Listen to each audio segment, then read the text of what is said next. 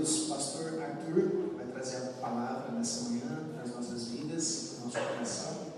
Eu quero com os irmãos orar pela vida dele, para que Deus use nessa manhã poderosamente. Você pode fazer isso? Estenda suas mãos aqui em direção ao pastor. Pai, em nome de Jesus, nós colocamos o pastor Arthur diante da sua presença, colocamos esse tempo de pregação da palavra diante do Senhor, clamando para que ele seja um instrumento do Senhor nessa manhã, para exortar a igreja, fortalecer a nossa fé, nos instruir nos caminhos da tua palavra, Pai. Usa a vida dele, nós oramos em nome de Jesus e já te agradecemos. Amém e amém. Bom dia a todos. Graça e paz do Senhor Jesus. Amém. Eu estou feliz de estar aqui, rever os irmãos, a minha família, né? E sempre que eu venho a Araçatuba, ou na região aqui, eu tiro sempre um dia para estar aqui com os irmãos. Sempre reservo um domingo, seja de manhã ou à noite, normalmente de manhã, porque quando venho para cá, eu também venho para atender algumas igrejas e estar divulgando esse ministério com o qual eu trabalho, que é a Missão Portas Abertas. E normalmente no domingo as igrejas dão preferência para o culto da noite, né? Então eu costumo estar mais com os irmãos que vêm na manhã. Os irmãos da noite a gente só se vê pelas orações, né? E se relaciona pelas orações. Mas desta vez, agora, sempre o pastor Anderson acompanha, né? O pastor Anderson acompanha toda a minha jornada, a minha caminhada. Ele sabe cada passo que eu dou, porque eu passo para ele. E dessa vez também não foi diferente. Falei que estaria aqui, nas igrejas, então, de domingo de manhã, dia 26, eu estaria aqui congregando com os irmãos, os irmãos, e abraçando a todos que eu puder.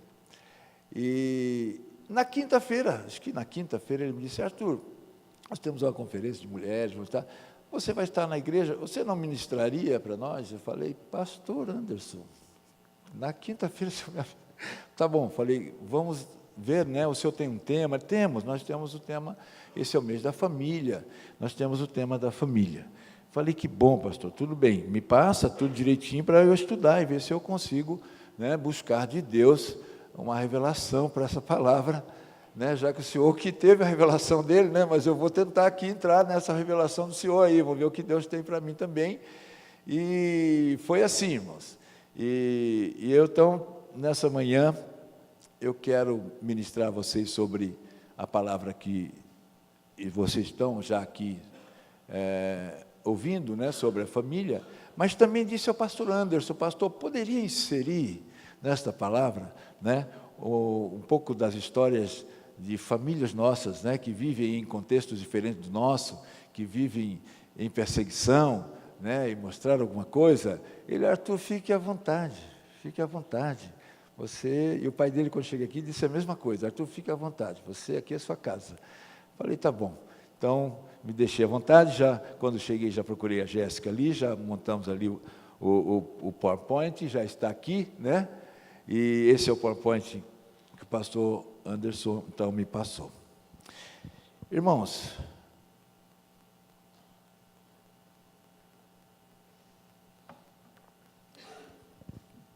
Isaías 41:8, só para a gente começar a introduzir aqui a mensagem. Esse texto fala muito comigo por uma coisa. Diz assim: mas tu, ó Israel, servo meu, tu Jacó, a quem escolhi, descendência de Abraão, meu amigo. Deus é teu amigo? Você é amigo de Deus? E é interessante que quando você lê a carta de 1 Pedro, no capítulo 2, no verso 9, se referindo à igreja, ele diz: mas vós sois geração eleita, sacerdócio real, nação santa, povo de propriedade exclusiva de Deus, para que anuncieis as grandezas daquele que vos chamou das trevas para a sua maravilhosa luz. Irmãos, nós somos amigos de Deus, Deus é nosso amigo, mas Deus tem uma missão muito grande para nós. A missão é anunciar as grandezas dele, não a nossa, a dele.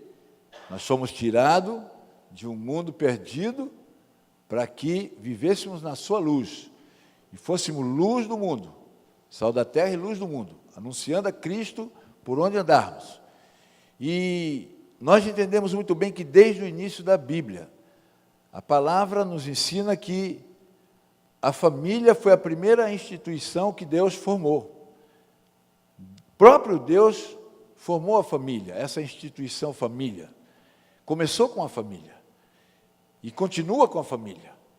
Então, com certeza, a família é quem Deus vai usar para cumprir esse plano maravilhoso dele. E o texto que vocês estão trabalhando nesse mês, a igreja aqui, Batista Videira, está lá em Gênesis 18, 16 ao 33. Agora você pode abrir a sua Bíblia, em Gênesis 18, 16 a 33. Eu quis falar do texto de Isaías 41, 8, irmãos, e de 1 Pedro, porque você acha que se Deus teve Abraão como seu amigo, Ele não tem eu e você também como amigo dele? Precisamos ter essa intimidade com Deus, de amigos, de verdadeiros amigos, de amigos próximos, de amigos íntimos,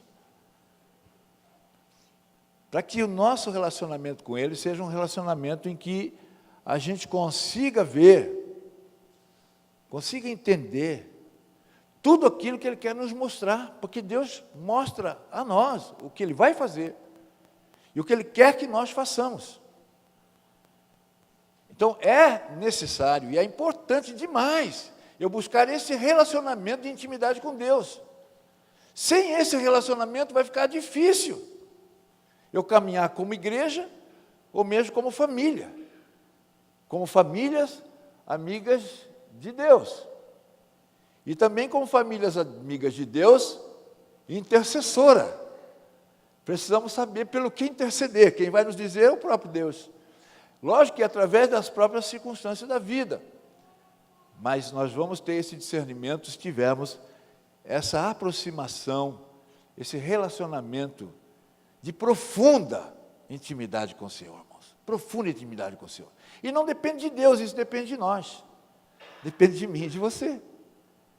Depende da nossa disposição, do nosso desejo do nosso coração, de viver priorizando isso. Porque isso é uma questão de prioridade. Porque priorizamos tantas coisas nessa vida, porque essa vida é boa, irmãos, oferece muita coisa que, olhando do ponto de vista humano, carnal, porque ela oferece só prazeres para a carne, ela não oferece prazeres para o Espírito. Para o Espírito que oferece é Deus, e a sua palavra, e o seu plano, o seu projeto de vida para nós e para a família. Por isso necessitamos de ter essa iniciativa, irmãos, essa iniciativa, e priorizar. Tem que ser a coisa mais importante para nós, mais do que tudo, esse relacionamento de intimidade com o Senhor. Vamos ler Gênesis 18, a partir do verso 16, diz assim: E os homens levantaram-se dali e olharam para os lados de Sodoma, e Abraão foi com eles, para os encaminhar.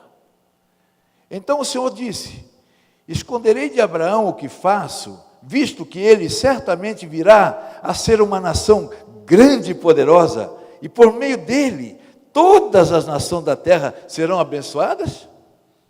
Esconderei de Abraão o que faço? No verso 19, porque eu o escolhi, a fim de que ele ordene a seus filhos e a sua futura descendência, que guardem o caminho do Senhor, para praticarem retidão e justiça, a fim de que o Senhor realize na vida de Abraão o que disse a respeito dele. E o Senhor acrescentou: porque o clamor contra Sodoma e Gomorra se multiplicou, e o seu pecado se agravou muito. Descerei agora e verei se tudo o que eles têm praticado condiz com o clamor que tem chegado a mim. Se não for, saberei. Então os homens, virando-se, foram em direção a Sodoma, mas Abraão permaneceu em pé diante do Senhor. Chegando-se Abraão, disse: destruirás o justo com o ímpio? Se houver 50 justos na cidade, destruirás e não pouparás o lugar por causa dos 50 justos que ali estão? Longe de ti fazer tal coisa, matar o justo com o ímpio, igualando o justo ao ímpio, longe de ti fazer isso. Não fará justiça ao juiz de toda a terra? Então disse o Senhor: se eu achar em Sodoma 50 justos dentro da cidade, pouparei o lugar todo por causa deles. E Abraão voltou a falar-lhe: agora que me atrevi a falar ao Senhor, embora eu seja apenas pó e cinza, e se de 50 justos faltarem 5, destruirás toda a cidade por causa dos 5? Ele respondeu: não a destruirei, se eu achar ali 45. E Abraão continuou a falar-lhe: e se achares ali 40? E ele concordou, mais uma vez: não farei por causa dos 40. E Abraão disse: não se ire o Senhor, se eu ainda falar, e se achares ali 30? E ele concordou de novo: não farei, se eu achar ali 30. E Abraão tornou a dizer: mais uma vez me atrevi a falar ao Senhor, e se achares ali 20? E ele respondeu: não a destruirei por causa dos 20. E Abraão continuou: não se ire o Senhor, pois falarei só mais esta vez. E se achares ali 10? O Senhor concordou: não a destruirei por causa dos 10. Logo que acabou de falar com Abraão, o Senhor se foi, e Abraão voltou para o seu lugar. Irmãos, deixa eu orar um pouquinho só. Deixa eu orar só um pouquinho. Eu preciso orar. Sei que Fabrício orou por mim. Deus com certeza ouviu essa oração. Vai responder, com certeza. Mas eu quero orar um pouquinho só. Pai, em nome de Jesus. Senhor, eu agradeço ao Senhor por estar aqui. Por o Senhor me dar essa oportunidade, esse privilégio de poder falar aqui aos meus irmãos a Tua palavra. Mas eu preciso pedir-te que aquiete a minha alma, Senhor. Aquiete meu coração. Tira toda a ansiedade. Lança aos Teus pés toda a minha ansiedade agora. Para que toda tensão saia. Para que o Senhor possa ter liberdade total. Falar comigo e falar com a igreja. Para isso me dá o coração ensinável do Senhor, o coração humilde do Senhor, porque eu preciso, Pai. Eu preciso que o Senhor atue, que o Senhor se manifeste. Eu preciso que o Senhor fale ao meu coração e ao coração da igreja.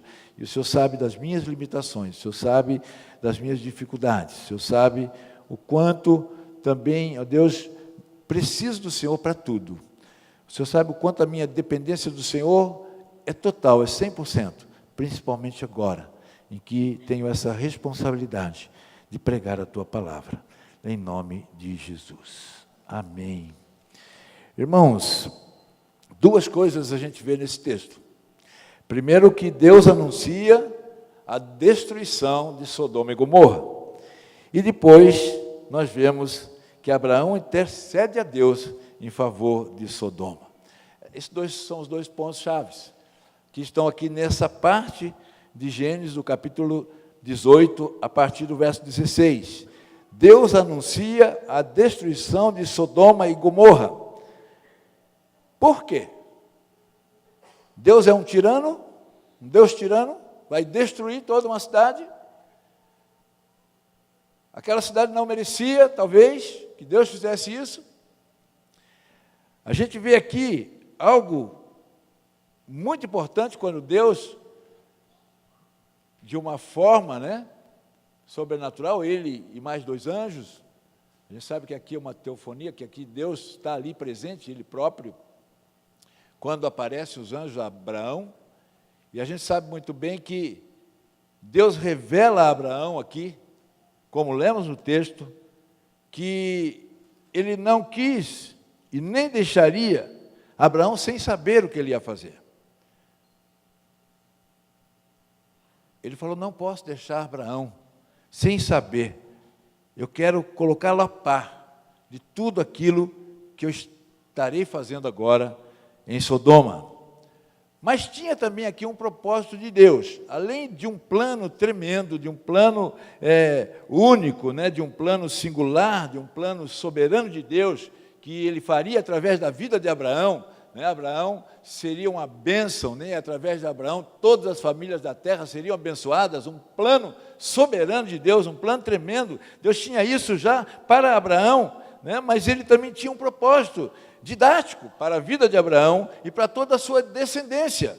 Tinha um ensinamento de Abraão aqui, e o ensinamento de Abraão é que ele deveria aprender sobre a justiça de Deus.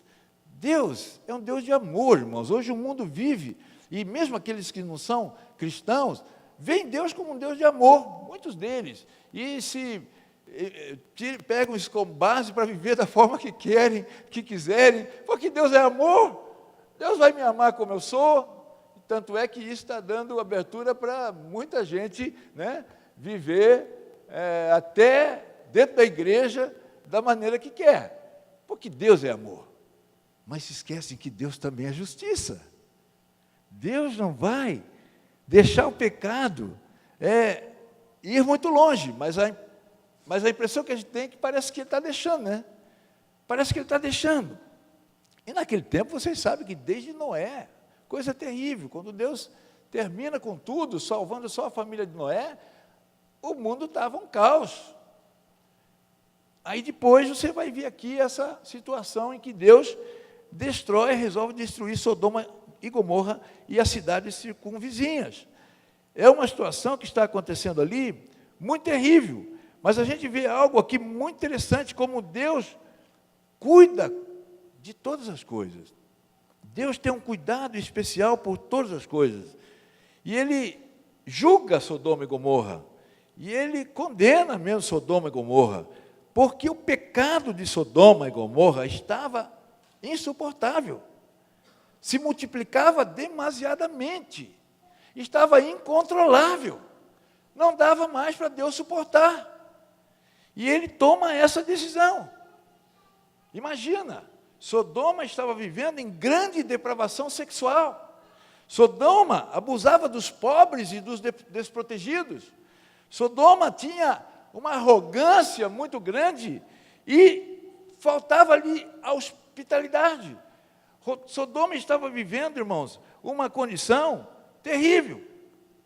Eu gostaria que vocês abrissem lá em Ezequiel 16, 49 e 50, que vocês vão ver que não era apenas Sodoma que vivia nessa situação.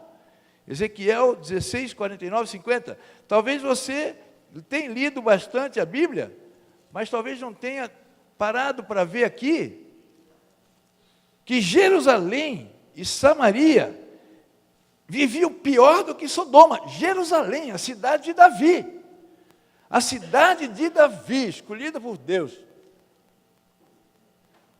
estava vivendo pior que Sodoma e Gomorra. E o texto diz assim, em Ezequiel, capítulo 16, no verso 49 e 50, eu quero ler esses dois versos, para vocês verem que não era apenas lá em Sodoma.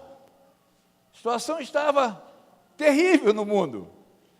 E a palavra de Deus diz assim: e esta foi a maldade de tua irmã Sodoma.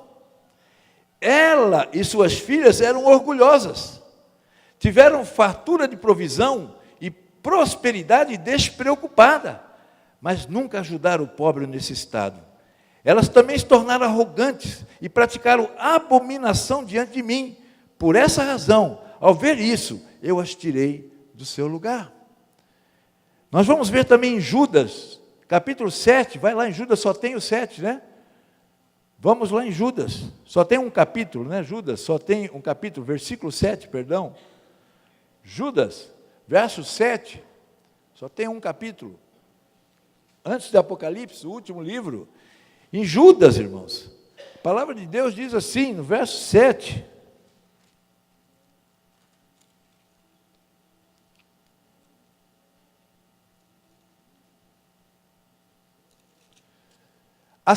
A semelhança desses anjos, está falando dos anjos caídos, né, que mantiveram seus domínios, mas não deixaram sua própria habitação, né? E Deus os tem confinado nas trevas, em algemas eternas, para o juízo do grande dia, está no verso 6.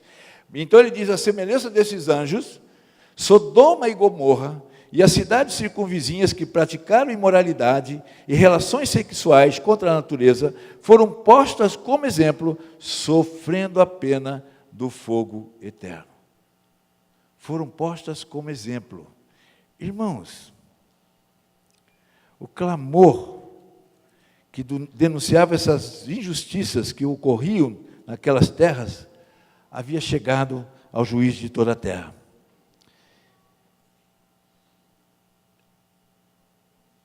Agora olha para o mundo hoje. Olha mesmo. Olha com profundidade. Olha com sensibilidade. Olha com discernimento espiritual. Veja se está diferente disso, se não estiver pior. A situação, irmãos, que estamos vivendo hoje no mundo, irmãos, aqui no Brasil, a gente já pode ver.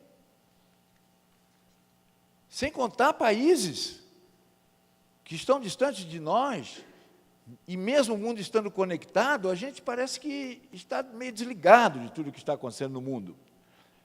Porque aqui no Brasil estão acontecendo muitas coisas que estão nos preocupando. Eu não sei se a política brasileira está te deixando tranquilo. Nós só estamos tranquilos porque estamos em Deus. A nossa segurança é Deus. A nossa proteção é Deus. A nossa confiança é total em Deus. Não importa o que aconteça conosco. Estaremos sempre seguros nas mãos de Deus. Mas olhando para a política, do ponto de vista humano, a gente vê que pode acontecer qualquer coisa, sem que esperemos. Pode acontecer uma tragédia nesse país. E a gente está meio que dormindo. Nós vamos ver no finalzinho algumas coisas aqui, para a gente fazer uma comparação. Se de repente acontecesse conosco aqui no Brasil, o que tem acontecido em muitos países, qual seria a atitude da igreja? Ou qual seria a reação da igreja? A igreja continuaria igreja ou deixaria de ser igreja? Quantos permaneceriam fiéis ao Senhor? Se fossem ameaçados na sua liberdade, no seu conforto, no seu bem-estar, na proteção de seus familiares, quantos permaneceriam? Mas nós temos que estar atentos, porque o Brasil não está seguro. Por isso, no capítulo 18 de Gênesis, ele termina, a segunda parte aqui, ele termina com Abraão intercedendo a Deus, intercedendo pelos habitantes de Sodoma e Gomorra. Ele está intercedendo, e ele intercede de uma forma linda, que ele persevera na sua intercessão, ele não desiste, não. Ele vai, ele coloca Deus ele faz com que Deus, mas ele era amigo de Deus, Ele coloca Deus ali numa situação em que leva até um ponto em que o Senhor acaba mostrando para ele, que Deus estava certo. Não havia nem 10 justos naquela cidade. Por isso Deus ia destruir. Mas o importante aqui é que depois que Deus, ou os anjos partiram para Sodoma, Abraão permanece na presença do Senhor. Lá no finalzinho diz assim, logo que acabou de falar com Abraão, o Senhor se foi, e Abraão voltou para o seu lugar. Abraão voltou para a sua casa. Abraão voltou. Mas Abraão, antes disso, intercedeu diretamente com Deus, argumentou diretamente com o Senhor, para que Deus poupasse aquela cidade, aqueles habitantes, caso houvesse ali homens justos. E é interessante que Abraão também tem uma preocupação a mais ali, não tem? Era só com os habitantes da cidade? Abraão tinha seu sobrinho ali, seu parente, sua família. Ló é a família de Abraão, sobrinho de Abraão. Eu creio que Abraão, ele muito provavelmente estava mais preocupado com o sobrinho. Mais preocupado com o sobrinho. Mas ele intercedeu por todos os habitantes. Irmão, nós já falamos aqui que a maior bênção que eu e você podemos receber de Deus não é aquilo que você conquista aqui nessa terra, não é aquilo que você recebe aqui. A maior bênção é você conseguir ter uma vida de intimidade com o Senhor. Isso vai te levar a um êxtase espiritual. Isso vai te levar a uma paz imensa. Isso vai te levar a buscar semelhança com Cristo. Isso vai te levar a se conformar com esse mundo. Você não vai mais se conformar com esse mundo. Isso vai te levar a buscar com todo o seu coração uma vida de maturidade com Deus. Você vai querer se tornar um filho ruio, um filho maduro. Porque você quer agradar ao Senhor. Você quer viver uma vida de simplicidade com o Senhor, porque Ele é a coisa mais importante para você, não são os bens, não é o nosso conforto, não é aquilo que alimenta a nossa vaidade, o nosso ego, nada disso. Se vestir bem, ter um carro novo, uma casa linda, nada disso. Você pode até ter, mas não pode estar ali o seu coração. Se de repente você tiver que desfazer daquilo, desfaça, porque você tem como mais importante a sua vida de intimidade com o Senhor. Porque senão, como seriam aqueles que perdem tudo? Como ficariam eles diante do Senhor? E eu tenho uma pergunta a fazer a você. Você tem certeza absoluta que Deus está sempre presente ao seu lado? Com certeza. Agora eu pergunto, Deus é suficiente?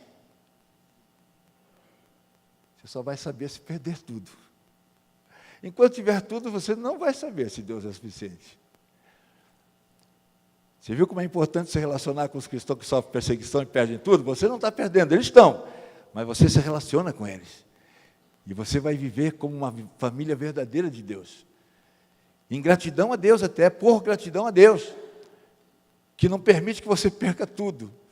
Ao contrário, que você tenha tudo. Deus te dá tudo. Mas você vai dar tudo o que você tem, para que aqueles irmãos que perdem tudo, também possam ter pelo menos a sua fé firme no Senhor, manter-se firme no Senhor, continuar encorajados pelo Senhor, por meio da tua oração, do teu envolvimento, do teu relacionamento, e poderem seguir anunciando as grandezas de Deus nesses países, onde praticamente é impossível se manter como um cristão. Se somos famílias de Deus, intercessores de Deus, vamos incluir na nossa família, aqui em Araçatuba, a nossa família que está lá na Coreia do Norte, a nossa família que está lá no Oriente Médio, que está lá no norte da África, que está lá na Colômbia, lá no sul do México, lá em Cuba, em toda a terra. Vamos ser intercessores das nações, dos países e de todas as famílias da terra. Viver em família, irmãos, é com certeza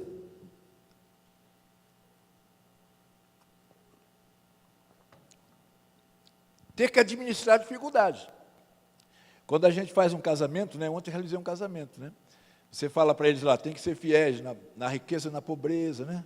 Ser fiéis na alegria e na tristeza, né? Ser fiéis na saúde e na enfermidade, né? De compartilhar tudo aquilo que Deus dá, mas também tudo aquilo que Deus tira. Você tem que manter seu casamento fiel, até que a morte separe, você tem que ser fiel, né? A gente entende que, só que a gente fala, olha, casamento não é um parque de diversões o tempo todo, não. Vai ter momentos de grande batalha, porque eu acredito que a vida do cristão é mais batalha do que diversão. E quando casa, então, a coisa pode aumentar. E você tem que falar isso para a pessoa que está casando, para ela depois não se surpreender lá, porque aqueles que não entendem isso, quando casam, lá na frente não dura muito tempo. É um passo para o divórcio. Hoje o divórcio está em moda. Para dizer a verdade, hoje tem festa de divórcio. Como tem a festa do casamento, todo casamento é seguido de uma festa, não é? Agora, quando a pessoa se divorcia, eles fazem uma festa também, porque ele volta a ser solteiro. Que maravilha, né? Estamos como Sodoma e Gomorra, não? Então, casamento é administrar dificuldades. Ou melhor, família, viver em família é administrar dificuldades. Mas como estamos dizendo aqui, aproveitando esse relacionamento que Abraão tinha de intimidade com Deus, nós também precisamos mostrar à nossa família o nível de relacionamento que nós temos com Deus. E às vezes na nossa casa, irmãos, é onde nós somos mais relaxados. Nós somos bênçãos aqui na igreja. Mas na nossa casa a gente encosta a Bíblia de lado, a gente não ora com a família, não ora com os filhos, não ora com a esposa, a gente tem dificuldades, porque o cotidiano, o dia a dia, talvez muita coisa para se fazer, muito compromisso, muita atividade, e a gente acaba deixando de lado essa vida que precisamos ter em casa, porque essa vida com Deus, essa vida que mostra o relacionamento que nós temos com Deus, principalmente os pais, para que os filhos possam ver neles o exemplo, não é fácil, não é fácil, mas nós vamos conseguir administrar as dificuldades muito mais. Nós vemos no texto que nós lemos que Abraão enfrentou grande conflito com Ló, teve dificuldade, toda a família tem dificuldade, mas nós vemos também que dentro da família, um precisa socorrer o outro, um precisa estar ao lado do outro, e Abraão socorre Ló, mesmo Ló escolhendo lá as campinas, não dava certo, estavam brigando, principalmente seus empregados, mas Ló escolhe o melhor, né? Escolheu por livre e espontânea vontade, né? Não foi escolha de Deus, mas Abraão, quando Ló, a cidade é invadida e Ló é sequestrado com a sua família, Abraão vai lá e socorre e liberta Ló, né? E nós vemos então que Abraão se torna um grande intercessor para estas nações e também para a sua família. E viver em família, irmãos, é um grande desafio, porque mostrar Deus através das nossas atitudes é um desafio, irmão. É mais fácil mostrar Deus pregando. Eu tenho falado uma coisa por onde eu ando aí para falar de igreja perseguida. Eu falo, olha, os cristãos perseguidos, eles não estão assim tão preocupados em que as pessoas saibam sobre Jesus. Você pode se espantar com isso, né? Mas eles estão mais preocupados em que as pessoas experimentem o amor de Jesus. Muda, irmãos. Você tem experimentado o amor de Jesus? Ou você só ouve de Jesus? Experimentar o amor de Jesus é quando há intimidade e quando há relacionamento. E dessa forma, então, nossas atitudes, todas, são controladas por essa experiência. São controladas por essa maneira de viver, essa nova maneira de viver, uma vida de intimidade com o Senhor, como Abraão, como amigo de Deus, como família amiga de Deus. Você vai ser essa pessoa que, por meio das suas atitudes, toda a sua família, vai poder ver Deus na sua vida, vai poder ver Deus na minha vida. Parece uma pregação apenas isso aqui, não, mas isso é muito sério, porque é difícil. Em todo o tempo aparecem coisas, circunstâncias que nos distraem, que nos desviam o foco, o olhar, o desejo, a vontade, a prioridade. A gente muda muito, porque estamos mais pensados, mais preocupados com o nosso bem-estar, mesmo na família. E aqui deste texto a gente tira alguns ensinamentos. E esses ensinamentos, o primeiro dele é que Deus deseja que sejamos intercessores da cidade e dos nossos familiares, irmão. É lógico que devemos orar pela nossa cidade. Irmãos, você mora aqui. Costumo dizer que nós vamos agir onde estamos presentes. É aqui que você vai agir. Você vai interceder por isso tão longe, mas aqui que você vai agir. Então aqui, a tua preocupação tem que ser grande por essa cidade. Tem que ser grande. Você tem que ser um intercessor diário pela cidade de Araçatuba e pelas famílias aqui de Araçatuba, né? Nós e nossos familiares vivemos aqui. Como vivem os nossos familiares? Como é que eles estão vivendo? Irmãos, eu estou passando uma luta muito grande lá em Campinas. Eu mudei para lá. Fui morar numa casa, todos os irmãos foram morar na mesma rua, as irmãs, eu tenho irmãs, 4 irmãs, 3 em Campinas, 1 em Curitiba. E as 3 foram morar na mesma rua, um na casa do outro, a minha mãe foi morar comigo com a Marli, ali. Só que, no dia 29 de junho do ano passado, uma das minhas irmãs faleceu, de câncer. E aí parece que desestabilizou tudo. Meu cunhado, que era o marido dela, viúvo, já trouxe a sua ex-mulher para morar ali. Todos juntos ali. Todos ímpios. E eu comecei a me sentir na roda dos escarnecedores. Minha família. E eu falava de Jesus para eles, não adiantava. Até que nós resolvemos sair dali. E alugamos uma outra casa. Mas continuamos intercedendo por eles, e agora intercedendo mais ainda. Falei com o Fabrício ali, que eu fui 2 vezes lá, e senti que eles estão mais quietinhos, porque essa minha decisão da Marli de sair dali, preocupou eles um pouquinho. Eles falaram, peraí, parece que o Arthur está falando sério. Mas nós estamos intercedendo por eles. Nós continuamos amando eles. Queremos eles salvos, queremos eles nas igrejas. Mas como que vive? As famílias estão vivendo um caos, irmãos. Vocês estão sabendo que hoje no Brasil, nas escolas, não tem mais dia dos pais, dia dos cuidadores. E eu não preciso falar sobre isso aqui, que com certeza o pastor Anderson e a igreja têm ministrado bastante sobre esse tema, e sabemos como anda o mundo. Segundo ponto aqui, para corrermos aqui, é que precisamos, como intercessores, permanecer sempre na presença de Deus. Isso nós já falamos. Precisamos permanecer sempre na presença de Deus. Não só aqui na igreja, em todos os lugares. A nossa comunhão com Deus tem que ser constante, permanente. É uma condição de suma importância para que possamos permanecer na presença do Senhor. Nós não podemos esquecer que em nossa oração intercessória, por nossos familiares, também devemos ser perseverantes. Vocês viram como Abraão foi perseverante. Eu não sei até quanto você é perseverante na oração, porque parece que a gente não ouve, às vezes não acontece, demora um pouquinho, a gente já para de orar. Mas aqui a gente vê que Abraão intercedeu ali perseverantemente e Deus respondeu. Você sabe o que aconteceu no final. Eu aprendi 3 coisas importantes, irmãos, para a vida. A primeira, incondicionalmente, é obedecer a Deus. Eu preciso obedecer a Deus. E para obedecer a Deus, eu preciso ler diariamente a sua palavra. Por mais que você não queira que seja, às vezes, meio monótono, meio chato, você tem que ler. Você nem percebe o efeito que ela faz na sua vida. Mesmo, às vezes, você não está entendendo muito bem, mas ela tem um efeito só por conta da sua dedicação, só por conta de você todos os dias ler. Quando você menos percebe, você está entendendo, ou Deus está suprindo você, Deus está alimentando, mantendo você em pé, mantendo você firme. A sua fé não enfraquece. A Bíblia diz que a fé vem pelo ouvir da palavra. Está querendo dizer uma vida de obediência à palavra. Nós precisamos, então, aprender a obedecer a Deus pelo meio da sua palavra. E 2 coisas que a gente precisa aprender, irmãos, que a gente não sabe, é aprender a esperar em Deus.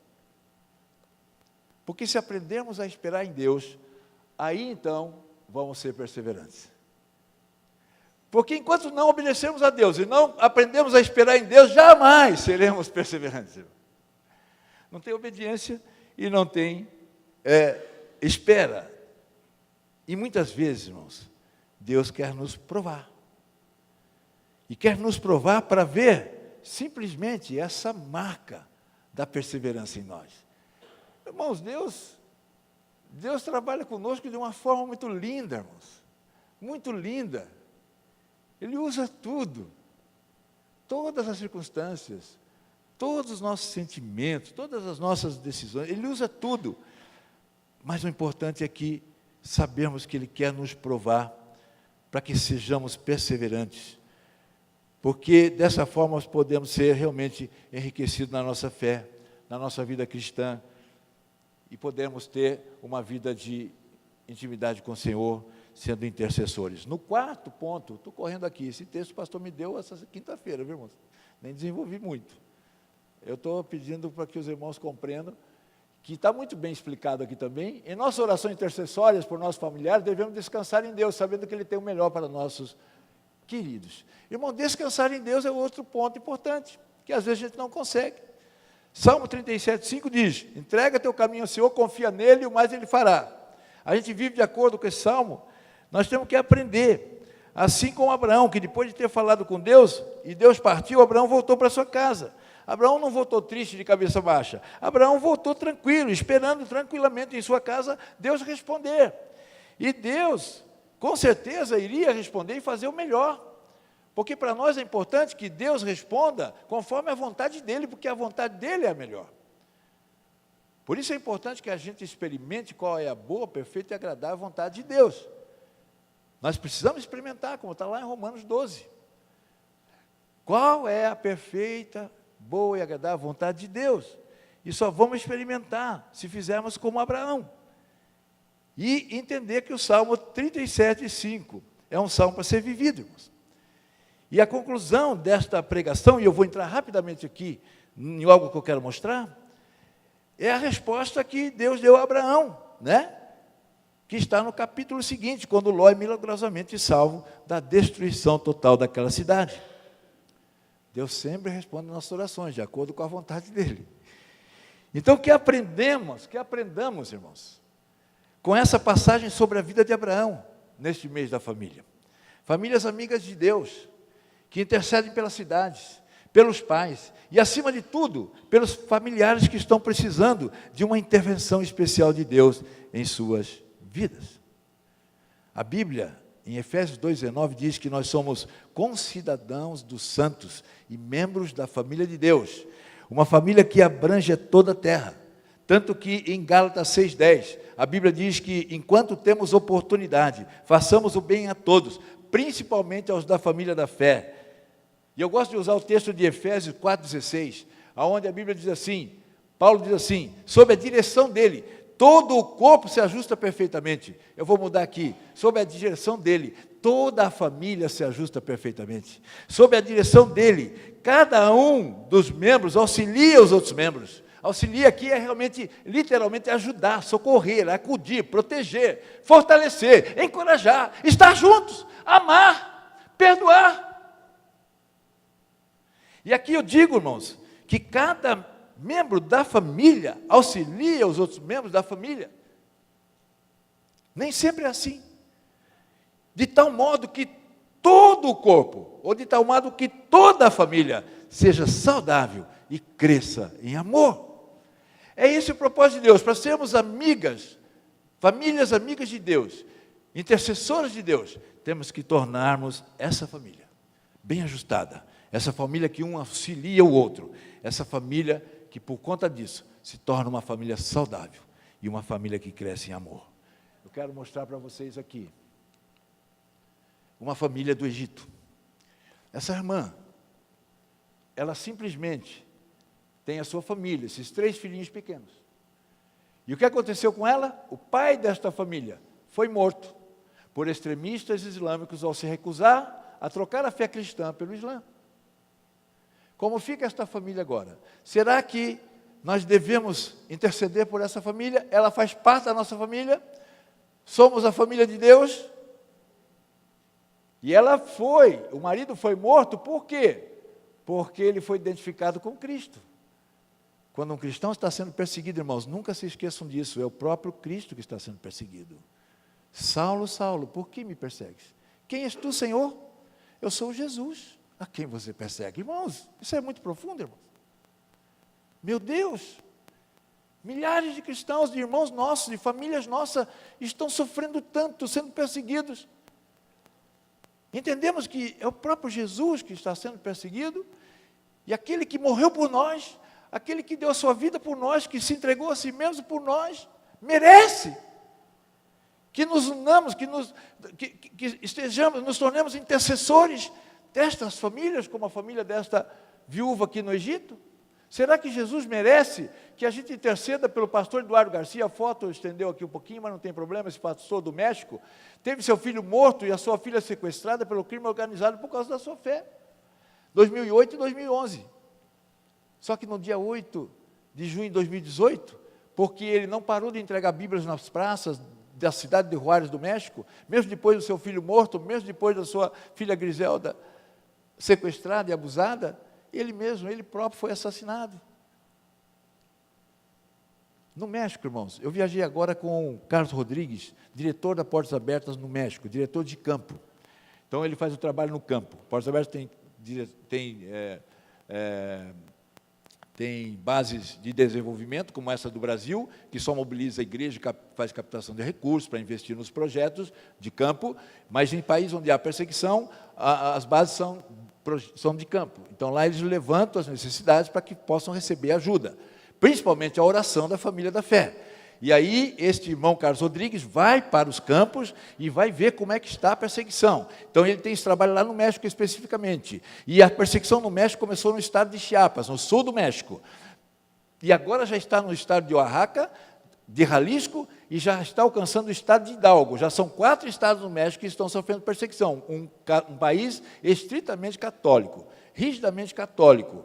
Mas tem o crime organizado. Tem as guerrilhas que já estão chegando lá. E o Carlos Rodrigues nos trouxe uma notícia não muito boa, da nossa família que está lá. Ele falou, as igrejas, está acontecendo algo no México. Esse pessoal do crime organizado, e mesmo alguns líderes católicos, eles vão à casa dos cristãos e dizem para eles, olha, vocês vão continuar como cristãos ou vocês vão lá seguir a nossa religião? Cheia de sincretismo, cheia de misticismo, cheia de heresias, mas cristã lá, vocês entenderam, né? E o pai da família diz, não, nós não podemos, nós seguimos a Cristo, nós vamos continuar indo na igreja evangélica ali, nós não vamos aceitar a oferta de vocês, a proposta de vocês. Eles falam, tá bom, então a partir de hoje, a sua luz será cortada e a sua água também. Hoje está acontecendo isso. Faz 15 dias que eu ouvi isso, do diretor de campo, aquele que investiga os problemas e vê as necessidades. Famílias no México hoje, eles chegam e falam, sua conta de luz será cortada, e eles cortam, e a água também. Vamos buscar água em balde, acende lamparina, vela, tudo bem, dá um jeito, dá para seguir. Mas eles voltam depois de um tempo e falam, como é que ficou a situação, tomaram outra decisão? Não? Tá bom. Então, seus filhos estão pequenos ainda, né? Estão estudando, né? Aqui na escola pública, que bom. A partir de amanhã, não precisa mais enviá-los à escola, porque eles perderam a vaga deles lá. Eles não vão mais estudar em nenhuma escola aqui na cidade. O senhor ensine aí da forma que o senhor achar melhor. Passado um tempo, eles voltam. E eles ali firmes, ajudados pelos da família da fé, eles simplesmente voltam e dizem assim, olha, não decidiram mesmo, né? Então, vamos ver se agora vocês continuam aí com o seu Jesus aí, da forma que vocês querem. O senhor tem um emprego aqui na cidade, nós sabemos, o senhor trabalha ali na empresa tal. A partir de amanhã, o senhor não tem mais esse emprego, não precisa mais trabalhar, nem precisa lá assinar a carta de demissão. O senhor já está demitido agora. E tem outra coisa, sabemos que o senhor tem uma conta bancária. A partir de hoje, o senhor não tem mais. E o que o senhor tinha lá está zerado. Está acontecendo agora, nesse exato momento, há muitas famílias no México. Mas a notícia triste é que, diante dessa situação, por falta de recursos, por falta de irem lá e ministrarem na vida deles, não tem gente, falta gente. Muitos deles, 50% é a última estatística, negam a sua fé em Jesus. Não aguento, não suporto. Você suportaria? Corta a luz da sua casa, corta a água, tira os seus filhos das escolas, tira o seu emprego e zera a tua conta bancária. Fala para mim. Eu estou olhando para mim também. Você continuaria vindo aqui na igreja? Você continuaria servindo a Deus?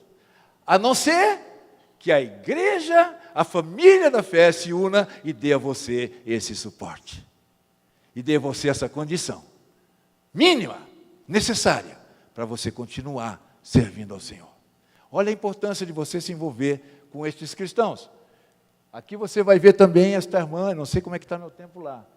Você vai ver essa irmã aqui. Essa irmã, Aster, aqui, ela é esposa de um pastor que está preso lá na Eritreia. E ela simplesmente, ele foi preso. Ela ficou sem condições de cuidar dos 4 filhos, não tinha dinheiro nem para aluguel, nem para comprar comida, nada. A sua filha na escola começou a ser muito maltratada, discriminada, não podia conviver com as outras meninas, diziam que ela não era digna de conviver com outras meninas e não merecia a amizade delas, e essa moça era muito maltratada.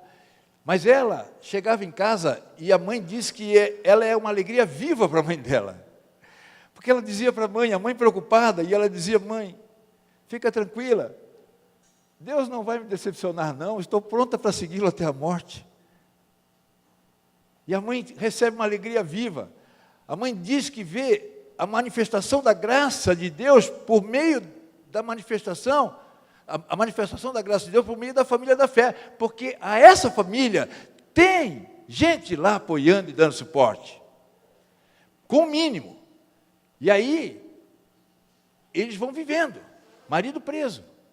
O filho dela, mais novo, numa noite, eles estavam lá sem comida, não tinham o que comer, e o filho dela falou: mãe, nós não temos comida, mas nós temos água. Vamos beber água, mãe, vamos encher a barriga de água. Olha que situação, isso é um fato verídico, não é uma história.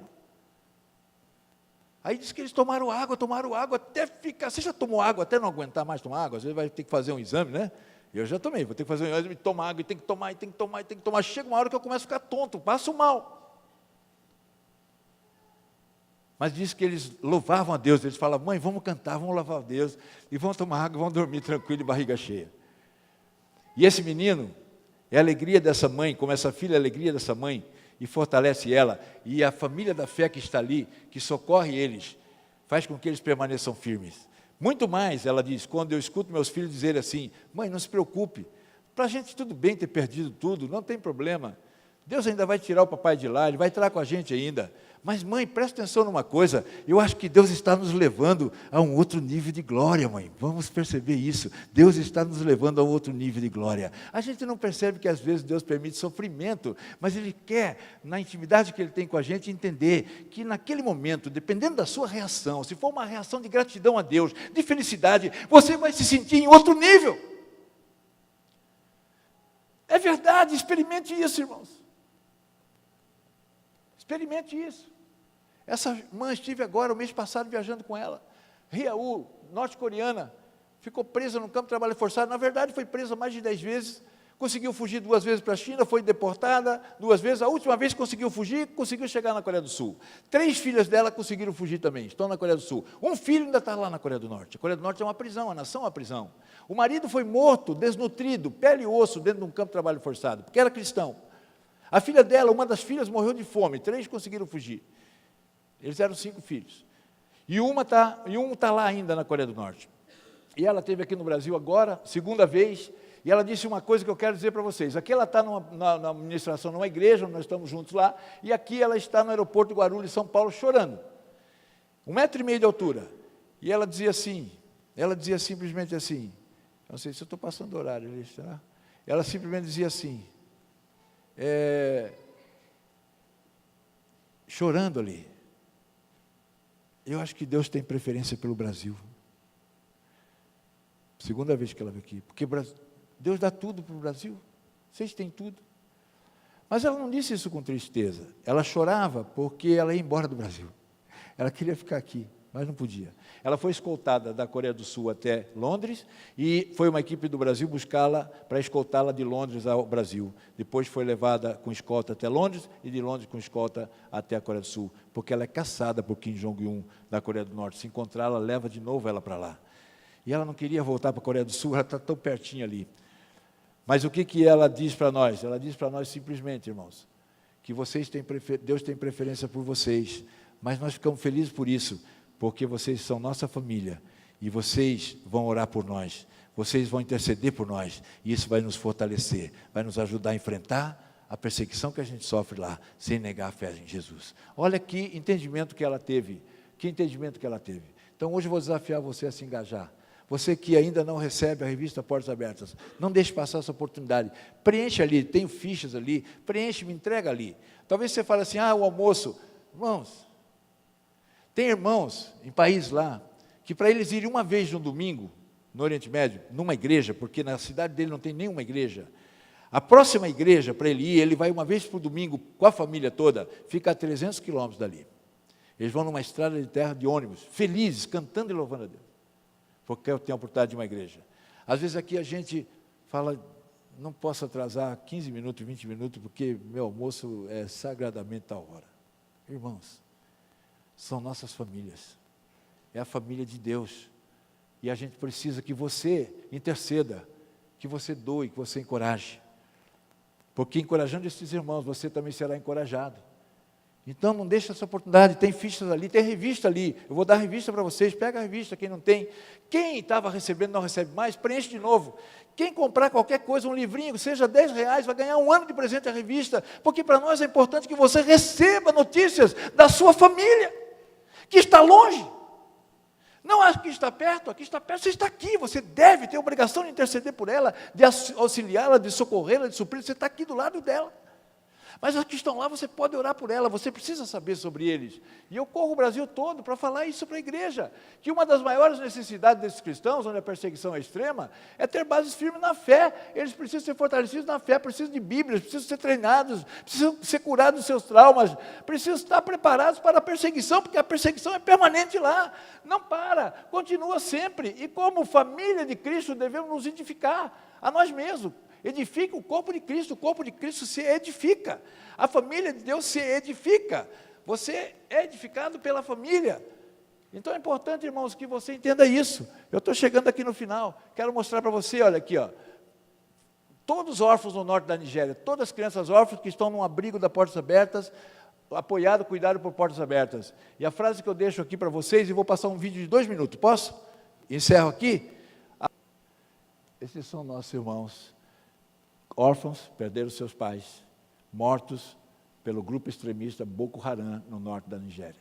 Nossa família precisa da gente, pelo menos da nossa oração, e de sabermos sobre ele. Eu vou encerrar passando um vídeo que vai mostrar a história do Noé.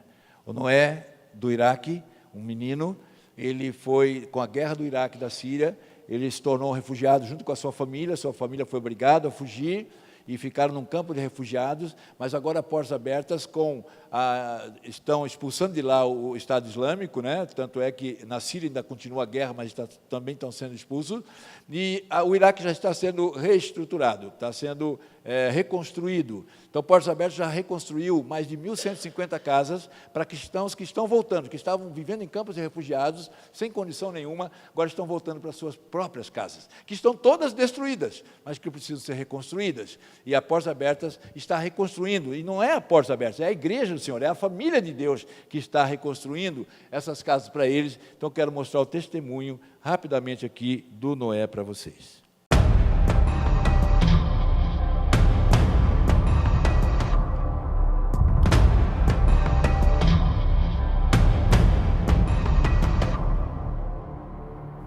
Noé tinha apenas 8 anos quando teve que deixar sua cidade. Caramlis, no Iraque, foi invadida pelo Estado Islâmico em 2014. Após 4 anos deslocado, ele voltou para casa. Quando nós voltamos, logo após a liberação de Caramlis, eu fiquei tão triste em ver a casa queimada. Também fiquei muito triste em ver tantas casas destruídas enquanto eu estava andando pela cidade. Mas fiquei feliz por estar de volta. Sem aviso, milhares de cristãos tiveram de abandonar suas casas, escolas, igrejas, cidades. Esse aqui é o lugar onde eu costumava dormir e também é o lugar onde eu costumava guardar os meus brinquedos. Só que agora está tudo queimado. A ocupação da planície de Nínive, onde cerca de 40% da população era cristã, foi liberada em 2016, após vários combates do exército com o Estado Islâmico. Em 2017, as famílias começaram a retornar para seus vilarejos. Nós ficamos desabrigados. E logo quando voltamos para Caramlis, nós ficamos morando com parentes, porque não dava para morar na nossa própria casa. Mas depois eles nos ajudaram a reconstruir a nossa casa. Desde o início, a Portas Abertas, através de parceiros locais, tem enviado socorro emergencial para garantir a sobrevivência dos cristãos da região. Enviamos comida, roupas e medicamentos. E hoje, o foco está na reconstrução das casas destruídas e no retorno das famílias. A vida agora está muito boa. Eu estou muito feliz. Eu posso jogar futebol com os meus amigos. Eu posso sair com eles. Estou feliz, pois estou com quem amo. Noé já recuperou seu quarto, brinquedos, sua casa. Mas existem muitos outros cristãos na esperança de um futuro melhor. Ajude a reconstruir o Iraque.